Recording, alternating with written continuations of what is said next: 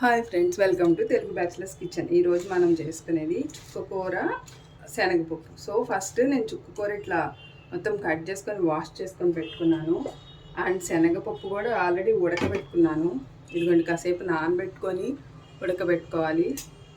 And దీనికి కావాల్సింది just ఒక ఉల్లిపాయ, పచ్చిమిరపకాయ, వెల్లుల్లి ఇట్లా క్రష్ చేసి పెట్టుకోండి. ఊర మిరపకాయలు అయితే చాలా బాగుంటాయండి. లేదు అనుకుంటే నార్మల్ మిరపకాయలు అయినా సరిపోతుంది. కర్రీ అయితే చాలా ఫాస్ట్గా అయిపోతుంది. సో మనం ప్రాసెస్లోకి వెళ్ళిపోదాం. ఫస్ట్ స్టవ్ వెలిగించేసి తాలింపు పెట్టేసుకొని ఇవి వేసేసుకుంటామనండి. చాలా బాగుంటుంది. చాలామంది గోంగూర శనగపప్పు చేసుకుంటారు కదా, సేమ్ స్టైల్లో అనమాట. ఆ పులుపు పడిన వాళ్ళకి ఇది సరిపోతుంది. అలానే ఇంకా చుక్కకూర, ఉత్త చుక్కకూర తినలేము పులుపు అనుకుంటే పాలకూర వేసుకున్నా చాలా బాగుంటుంది. చూడండి, గిన్నె వేడెక్కిపోయింది. ఆయిల్ ఎక్కువ పట్టదు, బట్ చూడండి ఫాస్ట్గా అయిపోతాయండి ఈ కర్రీస్ అన్నీ. ఫాస్ట్గా అయిపోతే టేస్ట్గా ఉంటుంది. అండ్ ఆకుకూరలు అంటే తినని వాళ్ళు ఉంటారు కదా, అలాంటి వాళ్ళకి కొంచెం ఇట్లా మిక్స్డ్ కర్రీస్ అవి చేసి పెడితే బాగుంటాయి. సో మీరు ఇంకా చుక్కకూర చికెన్ కూడా బాగుంటుంది అంటారు. సో మీ సైడ్ ఎలా చేస్తారో చెప్పండి. So oil వేడెక్కిపోయింది. ఫస్ట్ వెల్లుల్లిపాయలు వేసుకొని, వెల్లుల్లిపాయలు అయితే చాలా బాగుంటాయండి ఈ కర్రీకి, స్పెషల్ టేస్ట్ వస్తాయి. మినపప్పు, ఆవాలు, జీలకర్ర,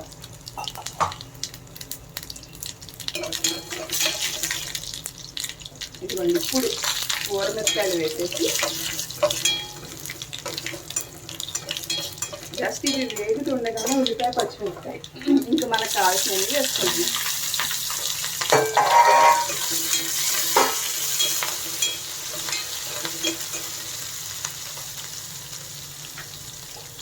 ఈ ఉల్లిపాయలు వేగేటప్పుడు కొంచెం పసుపు,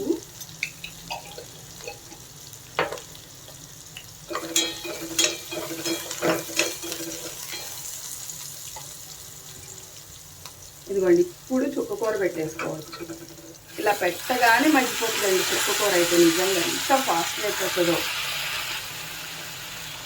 ఇప్పుడు ఇలా ఉంది కదా, పైకి వస్తుంది. ఒక 2 minutes అని చూడండి, మొత్తం కిందకి వెళ్ళిపోతుంది. కాడలతో కూడా పెట్టేసుకోవచ్చండి. ఓకే, కొంచెం సేపు మూత పెట్టేసుకొని చూసుకుందాం మనం ఎలా ఉందో మనకు తెలుస్తుంది.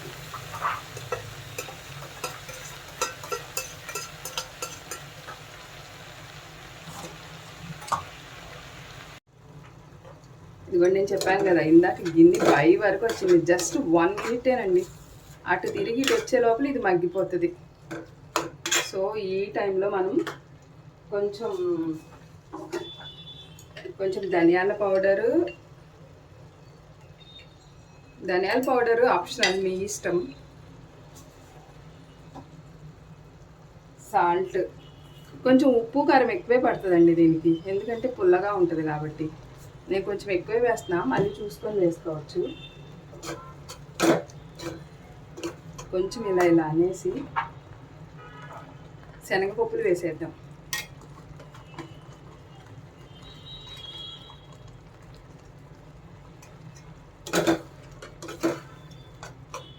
అంతే అండి, శనగపప్పు వేసి బాగా దగ్గరికి అయ్యాక కారం వేసుకొని దించేసుకుంటామే. జస్ట్ ఇంకొక 3 minutesలో అయిపోతుంది. ఇదిగోండి, ఆల్రెడీ అయిపోయింది ఆల్మోస్ట్. ఇప్పుడు కారం వేసి జస్ట్ 1 minute నుంచి దించేయటమే.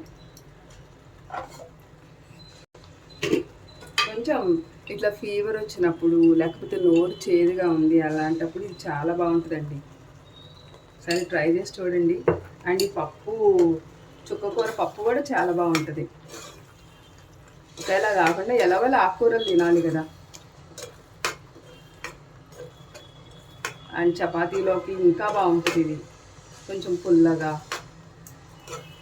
ఒకసారి కారం సరి చూసేసుకొని ఇంకా దించేసుకుంటున్నాం.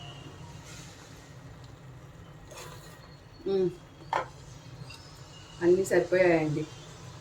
సో ఇదండి ఈరోజు వంట. సో మీరు ఎలా చేస్తారో చెప్పండి, మీ సైడ్ ఎలా చేస్తారో చెప్పండి. అండ్ ట్రై చేసి ఎలా వచ్చిందో కామెంట్ చేయటం మాత్రం మర్చిపోకండి. Thank you.